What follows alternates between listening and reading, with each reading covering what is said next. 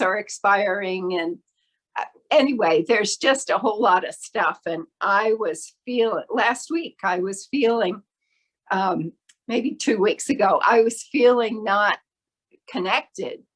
And I was talking to a friend and I said, I can't feel the presence. And I cried because that is the reality of my life. I live feeling the presence. And that was so shocking to me. And I said, that's my highest priority. The rest of this, if the websites go down, it doesn't matter. I've got to find my center and return to feeling the presence. That's the only thing that matters. Everything else that I do comes from there. And I can't do the things that I do in my life unless I'm coming from there.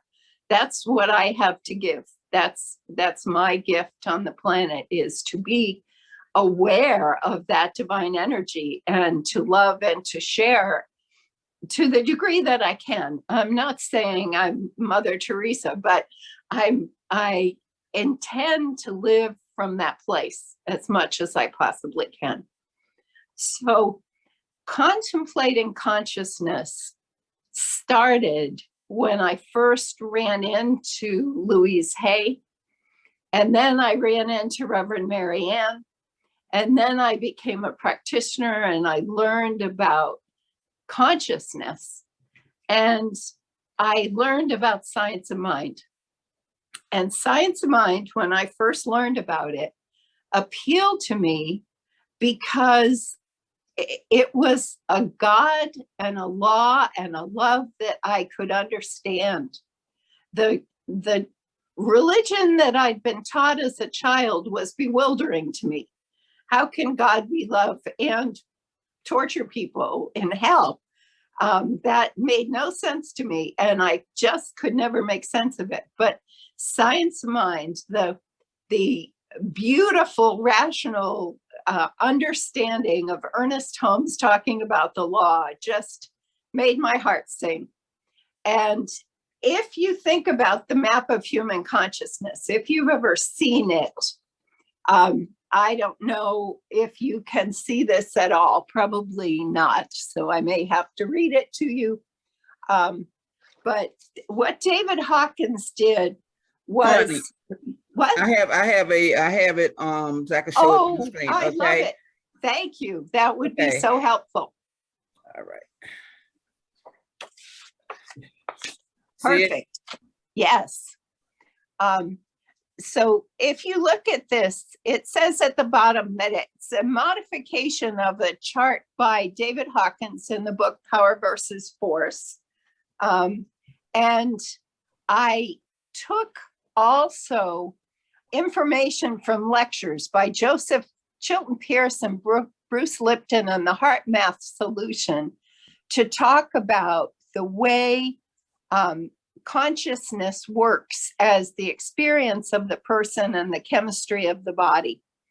So the map goes from shame at 20 through grief and fear and anger to courage, which is the dividing point between the negative catabolic states, which are destructive of health, and adrenaline-based metabolism. When you get to courage, things start to change at the level of 200. But as long as you're below 200, you have conflict in your mind, your heart, and your body. And it's not a healthy place to be, and it sure doesn't feel good. And as I explained, I lived in fear and depression for many years. And when I found the courage to break out of that and say, I'm not going to live in fear anymore, I don't care what happens, I'm going to move forward, I moved from the lower part of the scale to the neutral part. And the body comes into a neutral state between 200 and 500, pretty much. And it allows your body to increase the capacity of neuroreceptors and neurotransmitters, which makes you a more sensitive person. That shift is caused because this is now an anabolic state, which means it's conducive to health. You no longer have the adrenaline in your system that's destructive. You are moving into this neutral space where your body can heal. It can do what it needs to do to support you and allow you to be healthy. From courage, you go into states of neutrality and willingness and acceptance. And those are increasing in ease and coherence in your mind and heart.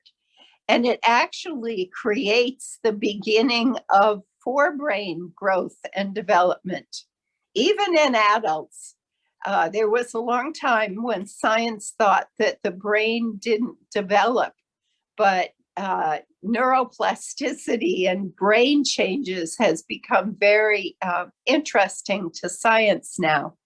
And HeartMath studies the way that caring and compassion, kindness, tenderness, all of the heart-based emotions make such a difference in what happens in your body. The next level after willingness is reason and understanding. And suddenly, this is where I got to with Science of Mind. I suddenly understood so much more about the consciousness that I had been in and the potential for the consciousness I was developing as a practitioner before I was licensed. All who practice Science of Mind are practitioners according to Ernest Holmes. And then some of us go through the training and the testing and get licensed. But the understanding is what practitioners are practicing. And then you have the opportunity to move into love and then unconditional love and express caring and respect for other people. Above that is peace, oneness, and enlightenment. The experience of it is reverence and bliss, and it becomes an endorphin-based metabolism. So your body is generating feelings that bring you joy more and more and more. And that's a wonderful space to be in. So I wanted to talk about this chart because if you are contemplating consciousness within yourself, this is helpful. But what I've discovered is that if you're then conversing about consciousness with other people, it can be very easy to get into disagreements about the philosophy or religion that you and that person have. But my experience with using Hawkins' map is that people in many different religions have talked to me about this and have understood it. It has been helpful to them to work in their understanding. They relatively quickly go to reason and understanding the way people behave. Because when you're in fear, you behave from an adrenaline fight or flight place. When you're in anger, you're still there. But once you start moving into courage and neutrality, you start moving beyond judgment. Neutrality is the place of non-judgment. And Hawkins said that willingness is the gateway to spiritual experience. It's what happens when you become open to seeing what else could be. What else could be here for me? And maybe you get lucky enough to have a minister who says you're a mystic and you need to learn to use that rather than avoid it or fear it. So all of these shifts are very powerful. And the thing that excites me the most is that science of mind supports us all the way from courage to enlightenment. There are aspects of our philosophy that can speak to us in all of these different places. When I moved from fear to courage, I found Louise Hay. When I moved from Louise Hay to Reverend Marianne, I found understanding because I was able to study Ernest Holmes and the law and find that there was a power in the universe for good and I could use it. And I could understand that. I could practice it and I could see the results of that. But then I moved more fully into the love and I began to open. Now, at first I was resistant. I remember during that first year, I was feeling so comfortable with studying the law and Ernest Holmes, what he said about the law. It was great. And then I got to the place in the textbook where he says, there is warmth and color and personality and spirit. And I said, no, no, don't tell me that. That doesn't feel right to me. And at first I was very resistant, but then I learned that he wasn't talking about a person. He was talking about an energy, a love, and that it was so much bigger than an individual person that I could begin to feel that unconditional love. And in my practice, I began to have powerful experiences of connecting with the love. And one of them I remember very clearly. I had a few years where I saw a lot of visions when I was in meditation. And that may be the reason why Reverend Marianne told me I was a mystic, because for quite a few years, I saw visions when I meditated. And this one day, I was already here in Virginia, and we were doing the meditation that's in the foundational class, where they say you walk into a room and a sculptor has created a sculpture of you, and you pull the cover off the sculpture and you look at it. And I looked at this thing and I was horrified because it was a monolith. It was a great big rock that had a lot of facets on it. And there were lines on each of the facets. And if I felt it, it felt like absolute chaos. It was horrifying. And I wanted to run, but I trusted the meditation. And the next thing that's in the meditation, it says, become the statue. And I turned and became the statue. And I fell into this deep well of peace. And I breathed into the peace. And it was this beautiful light-filled space that was filled with love. And I suddenly felt this expansive love that was greater than anything I had ever felt previously. And the instructions for the meditation went on, and I looked around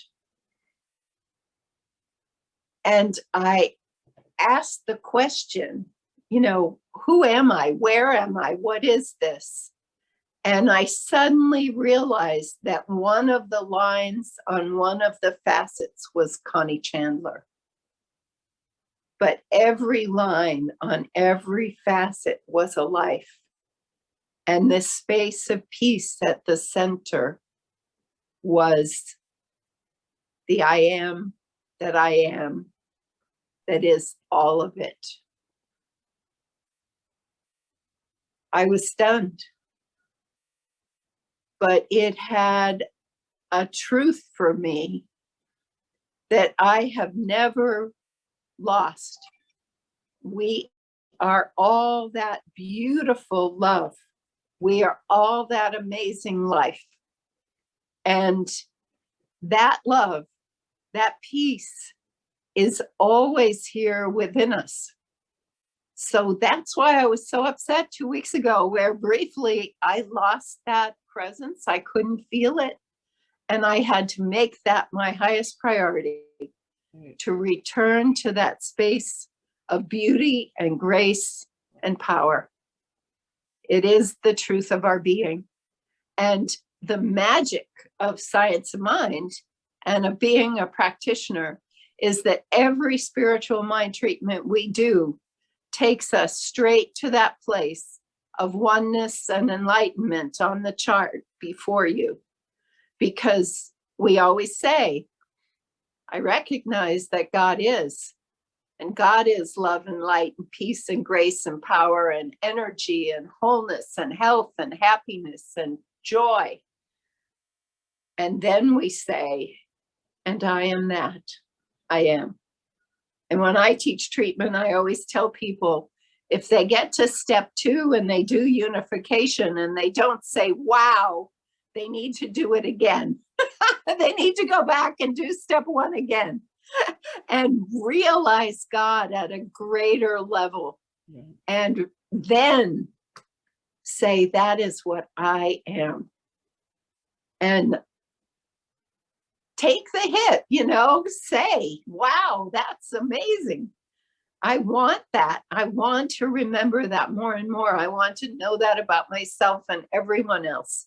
And every treatment we do, no matter what the subject of the treatment is a treatment first and foremost for the consciousness of oneness, and trusting that as we treat, as we practice, we build that consciousness and we have it to share with other people.